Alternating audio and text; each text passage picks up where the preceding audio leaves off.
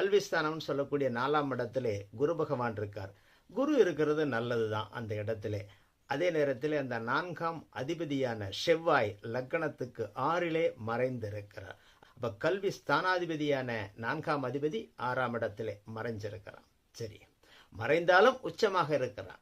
சரி, என்ன மறைவு தானே. இப்ப முதல்ல மறைஞ்சிட்டான்ல. சரி, அடுத்து காரக கிரகமான புதன் எப்படி இருக்கிறான்? புதன் 8ஆம் இடத்திலே மறைந்து நீசமாகியும் இருக்கிறான். நீச பங்கமாகி விட்டான், அது வேற. இருந்தாலும் 8ஆம் இடத்திலே மறைவு ஒரு குற்றம், நீசமானது மறு குற்றம். அப்ப கல்வி அப்படின்றது உயர்ந்த கல்வி இல்லாத ஒரு நிலை.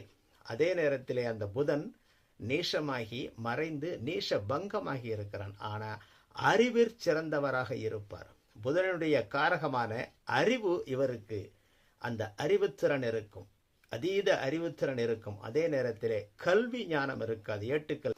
ஏன்னா 4 வந்து 6ல் மறைஞ்சிட்டான். அப்போ இருவருமே 4ஆம் அதிபதியும் 4 மறைஞ்சி உச்சமாயிட்டான். காரக கிரகமான புதனும் நீசமாகி மறைஞ்சி மறுபடி நீச பங்கமாகி அது ராஜயோகத்தில் இருக்கிறான். ஏன்னா இணைஞ்சிருக்கிற சுக்கிரன் உச்சமா இருக்கிறான். நீசபங்க ராஜயோகம் ஆயிட்டான்.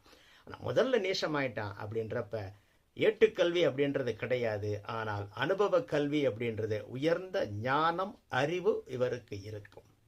அதனால் இவர் உயர்கல்விக்கு போகலை.